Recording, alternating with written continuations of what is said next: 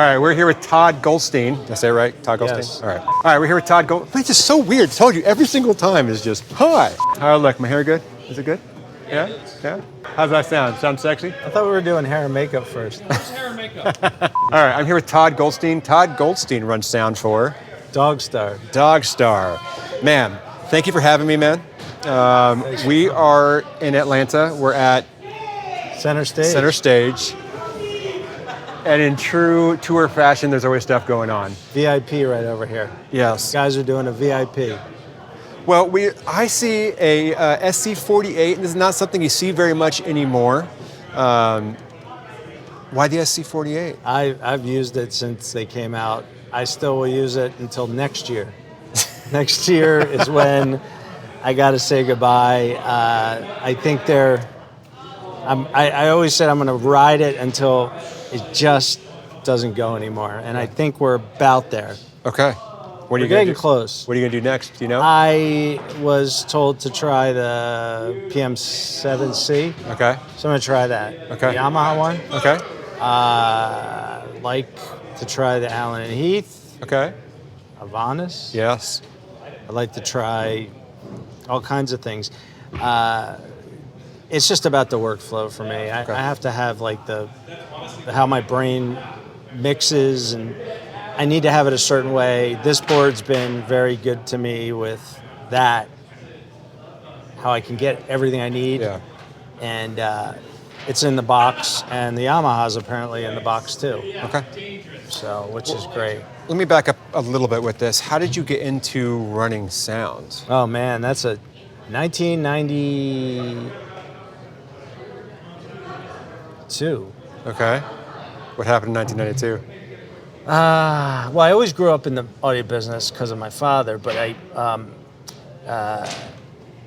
92, I want to say, I was back in Baltimore.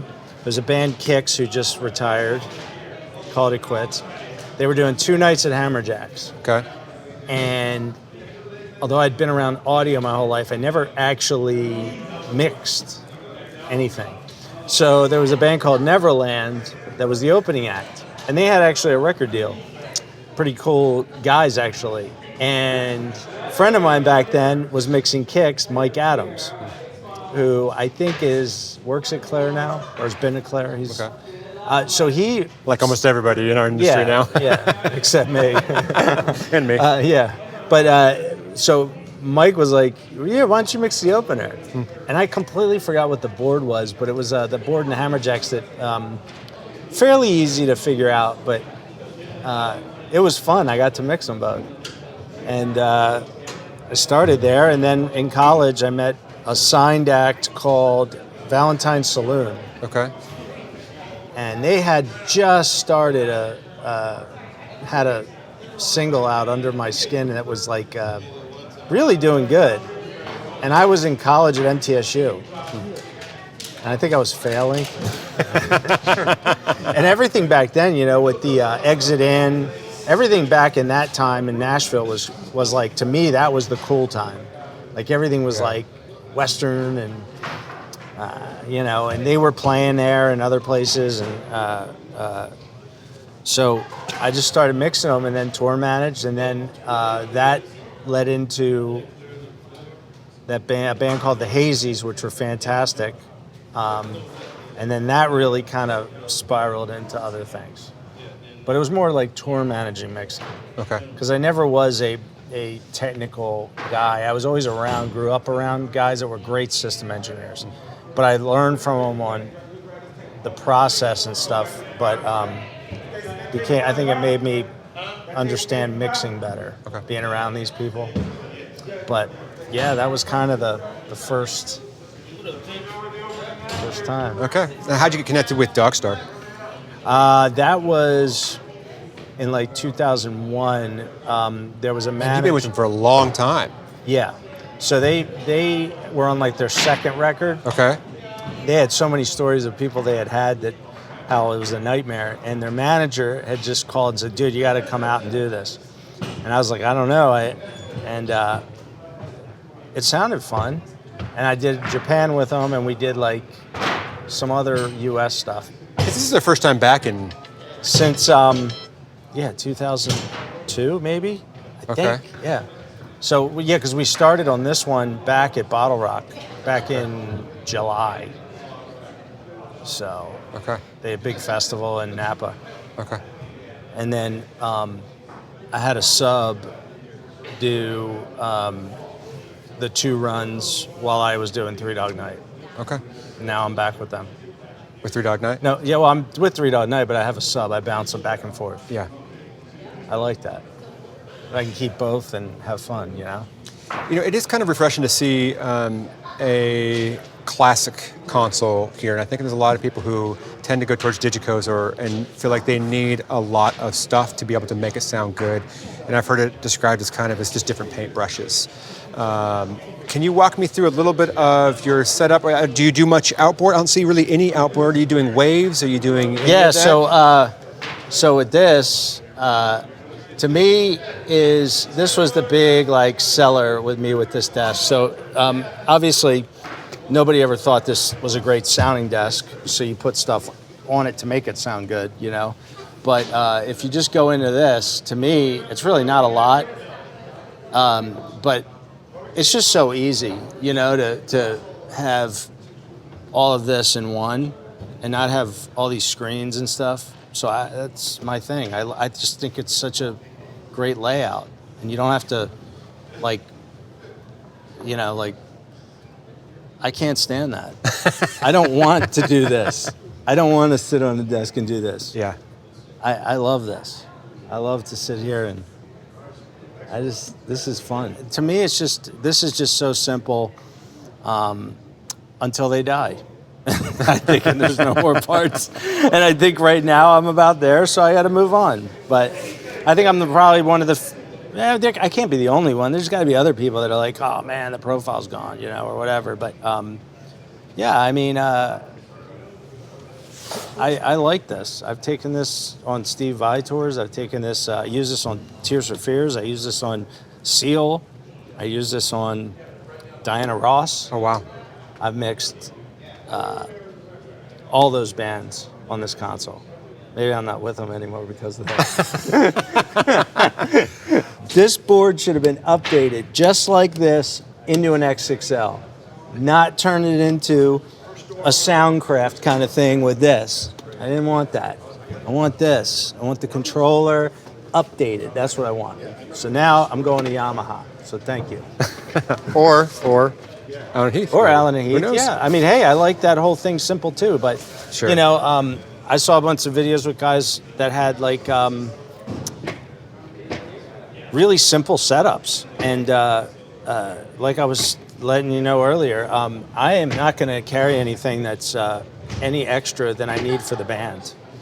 I find it just take what you need, you know, for your act, and maybe leave some extra room in case you have some issues. But you know, it's just so simple. I make all this extra stuff. You know, with this, like these are older plugins on here, you know, but it all still works really good, you know. How many inputs you running? 18. Okay. There's 18 inputs on this. You know how many guys would make this band into 30? You know, we're in these kind of venues, you know, they're club theaters, there's some real small clubs, and I really find the simple tools of this, like that SSLG mix bus comes in so good in some of these clubs. The C6 just kicks. And when you need to manipulate the PA with this, it's like so great. Yeah. You know, to have that tool. And so for this run, I'm assuming you don't have a system engineer. I'm assuming you're doing the tuning yourself. Yeah. Tell me about your tuning process. Are you doing smart? Are you just doing a good Never old smart. binaural? I'm never smart. Never? Nope. Okay. Not until I can't hear anymore. Okay. When I can't, so to me, I make it really pretty simple. Take drive lines, patch them in. See if we're using the lake system, which is fantastic. Use that. But I basically will just flatten everything from my graphs from the night before, get everything back to, you know, unity, and grab a 58 SM58, bring it up, talk into it through the PA, and you can pretty much tell if it's crap or it's going to be good. And most, if it's 50-50, like it's amazing how many places I'll go and just push up the fader and go check, and it's like, man, dude, you rock. Like you go to the system guy. Today's one of them. I mean, it's pretty amazing that, when you do that now and just turn it up and you go, wow, that's really good. That sounds, everything sounds really balanced and everything. And I find that the places that aren't, like we just hit a place, and I turned it on, and I do send pink to everything to see if everything's working. And then after that, I do this with the vocal mic, and just, it's amazing. It was like all this low mid, and I'm like looking at the house guy. I'm like, how is this acceptable? He's like, well, you haven't. I'm like, dude, I don't have to put anything on. I'm talking in my natural voice. Hello, do you hear my voice? And he's like, well, maybe it's something in the board. I go, dude, okay, here, let's just do this. Let's run, what music do you like? So you put it on. Oh, man, that doesn't sound too good. Exactly. Shouldn't it sound good? Like, should sound somewhat like the music, right? Something. Do you just do a microphone, or do you play a song or anything? I play a little music, like maybe throw in some Stevie Wonder or Boz Scaggs, but mostly it's vocal. Okay. I check my voice. I know what it sounds like. I check it, check for all the low mids in it, kind of get gain with it, and then pretty much do front fills, and then I'll put on some music. And typically after I've done my voice and I put on music, I'm like, that sounds good, because I've already. Yeah. But again, I'm also one I like to, when the band goes on and the room changes, I tend to do a little updating with EQ sometimes, and to adjust and see where everything sits. But normally it's pretty accurate if I go with my vocal, and I don't, I won't really I don't really want to look at any of the smart stuff. I was always raised from where I came from, and everything was your ears are your life. So your ears are what, that's what's going to make you the best that you are. And audio is not about looking, it's about listening. It's about hearing everything, and that's the thing that kind of annoys me with like screens and all that stuff. It's like, I just want to have my head and get to my EQ, and I want to like get the whole mix together, and I don't really want to be like staring at all this shit. Yeah. Like stuff like, so I just find that it's just better that way, and I can do it, I will say, especially with digital consoles, I have to kind of remind myself sometimes too of to not mix with my eyes. And I've used a lot of digital consoles, and I try to teach some of the younger people too that, you get so focused on how it looks and the way you format with it, and it's like sometimes you just gotta remember there's a band up there and to mix with it. I think one thing that's unique with your show is that you do not have a monitor engineer. And you are running that. You are a man of many hats for this show. You're not just front of house, you're monitors, and you're also production manager? Tour manager for this one. And consigliere. I mean, it's a lot going on, man. Yes. How are you able to balance all that? Oh man, it's not easy, but these are a great bunch of guys, and there's a lot of trust going on, and we're all trying to get the same goal, so it's not easy. They're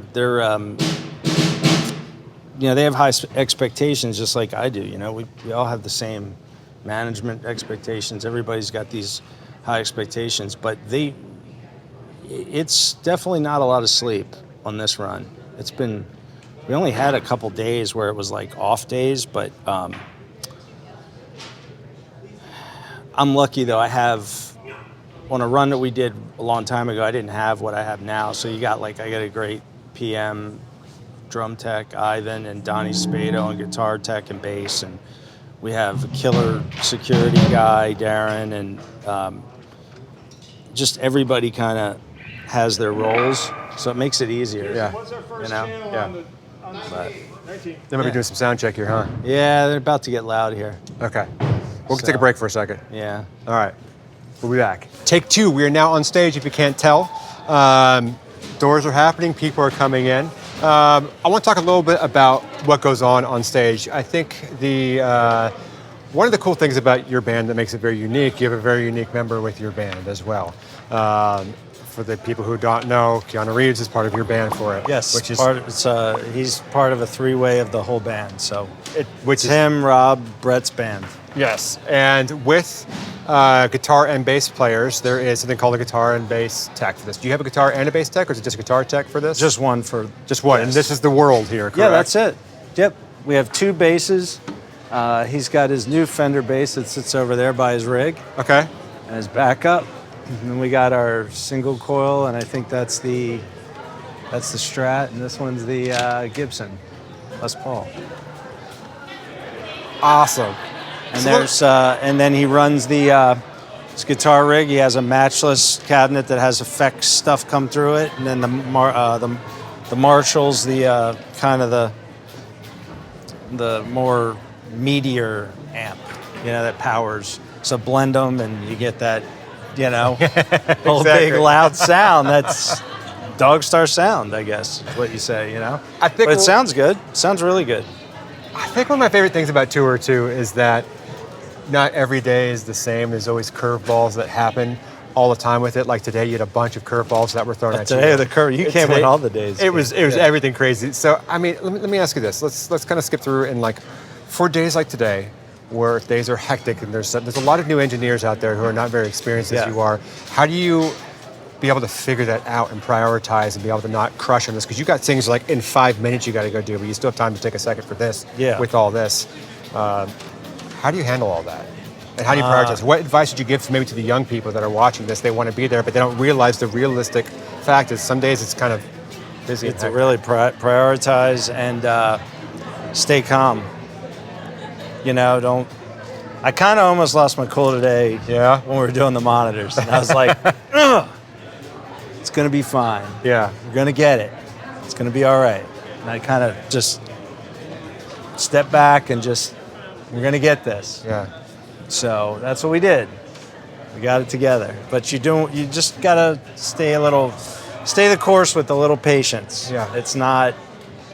Don't let the stress get to you because, man, I did that for years. Yeah. Just like where I was had these headaches and your muscles and all that. Not that I don't have that now, but I mean, still, your muscle, everything clinches up because you're stressing yourself out. Yeah. It's just kind of like, you know what? It's going to be fine. We're going to do a show. It's going to be great. Yeah. And that's what I do. But I also like to keep consistent things. So I have a routine to maintain. Through the I like chaos. to do my routine and stay doing that, Yeah. So, which is, but these guys have been with us pretty much for several tours. This band Archero, they travel, with us, and they're used to, coming out with us and waiting around. Yeah.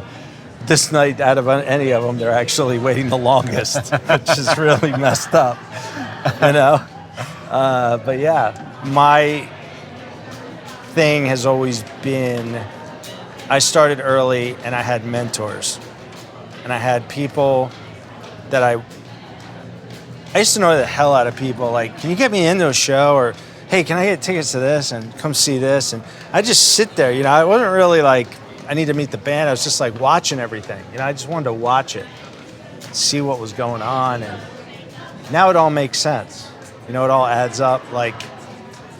And then I got to see what things I thought maybe wasn't a good idea, that maybe some things were a good idea. And, got to hear many great sound mixes and work with great production guys and tour managers. Marty Hom, one of the huge tour managers, in the whole business is, I was like, that's what I want to do. Yeah. I was like, that guy, he knows his stuff. But he's king of just prioritizing, you know, and knows where to keep things, and has assistants and people that know what they're doing, and that's kind of how I learn, and to treat people properly. You know, that's another thing. Like I noticed out that right now, a lot of people they don't understand that. Like you gotta treat people good. Yeah. You know, and like thanks, man. Like the end of the night, tell everyone great job. You know, even if they suck, just say, hey, you'll get it tomorrow. Still love you, but don't leave somewhere on a bad note. Yeah. You know, you're gonna be back there. Yeah. That's kind of how I go. I find that, you go further with that, but I think that's what I tell everybody that I meet that's younger, that's asked me. I don't say it, hey, you should do this. But if they ask me, I'm like, just be nice, man. Just. What is the best piece of advice you've gotten from one of your mentors? Oh man, tons. Like everything that I do now or did, because I would say probably. That's one of them. Just be professional, kind, nice, and thorough, and prioritize. But one thing I did learn was you don't have to do it all yourself. Like some people consider that lazy, other people call that genius. When you can get everything going and have people around you help and do everything, you're still the leader. Yeah. Because you're like that kingpin. And I learned that. Like how to get everybody to really do their most. There was, when I worked with Steve Vai, he was great at that.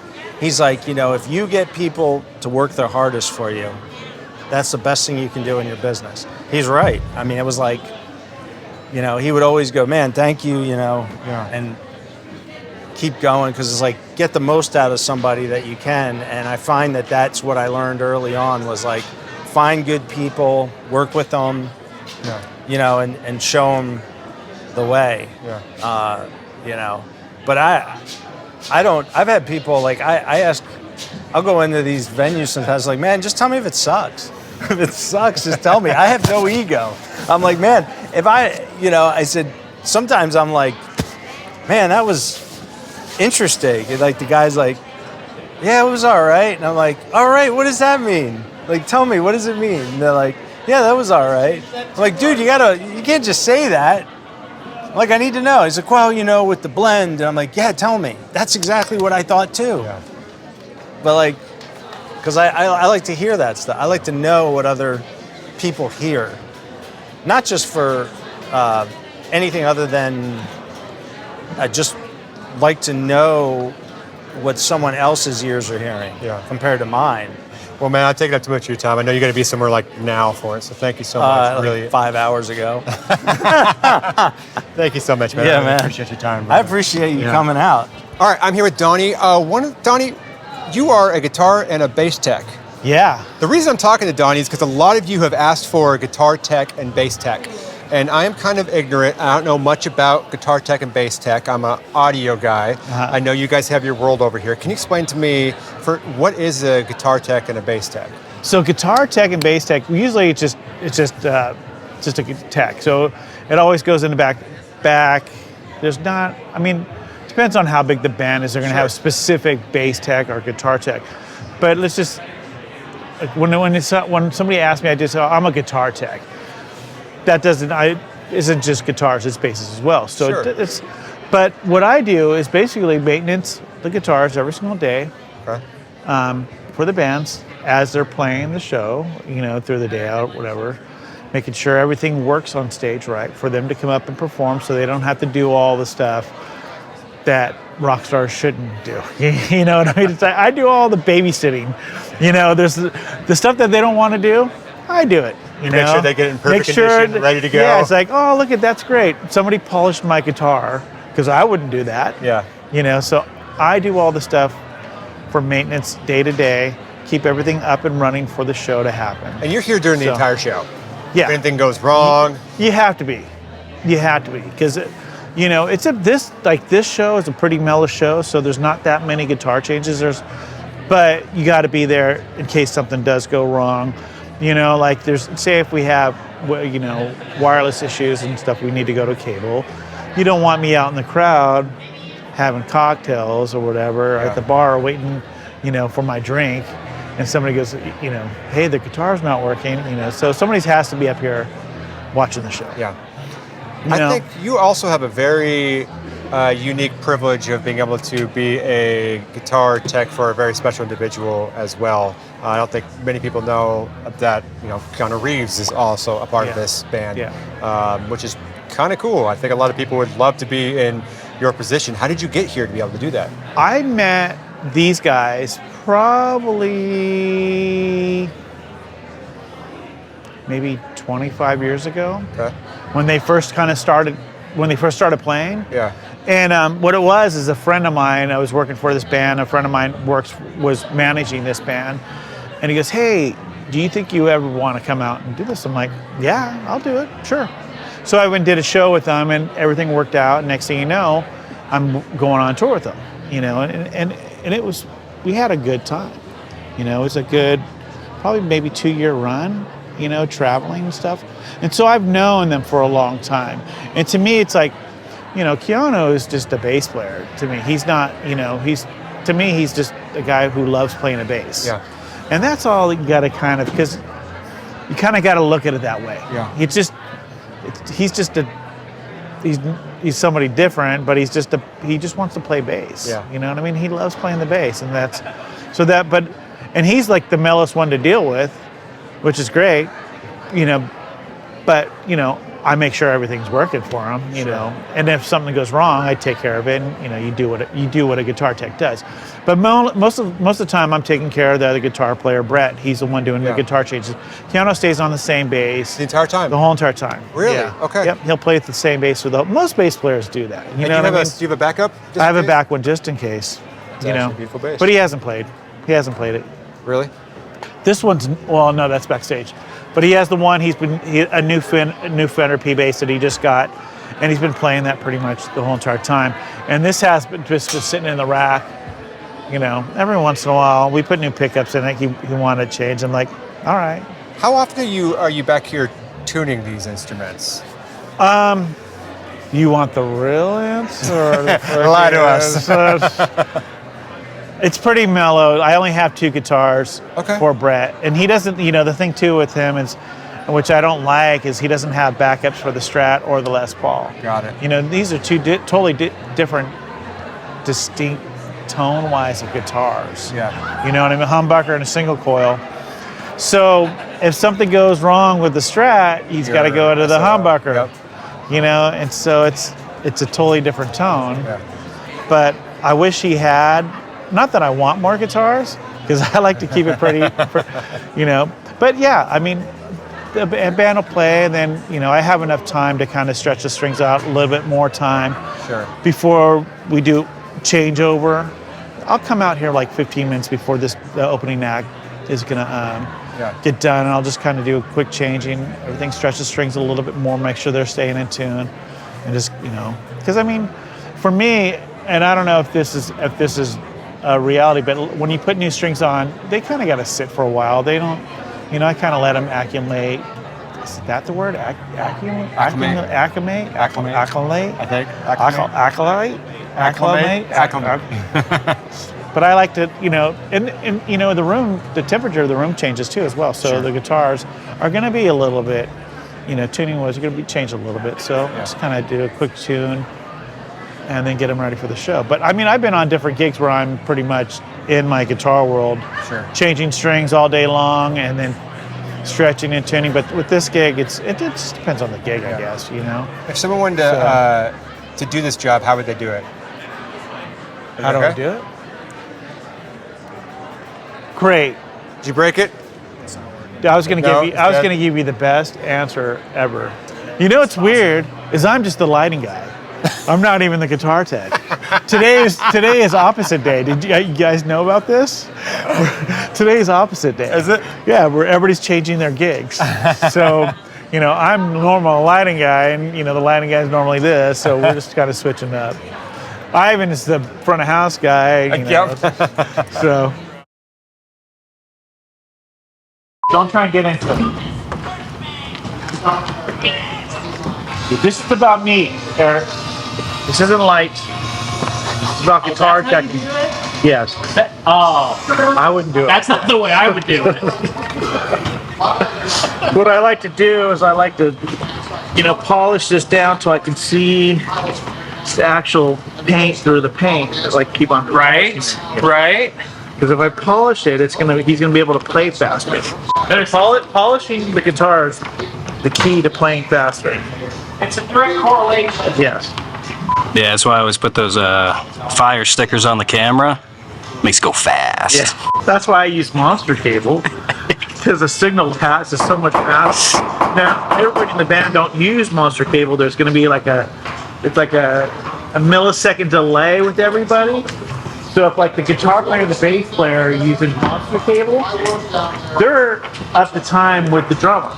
But if the singer / acoustic guitar player is using some other brand, well, it's just the guitar gonna be center off. brand, It's going to be off a little bit because the signal doesn't pass as fast. No. And then, I mean, it's there's simple. It's simple.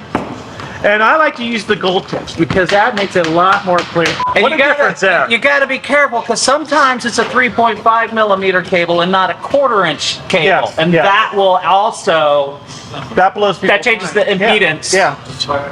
But I'm saying the gold tips.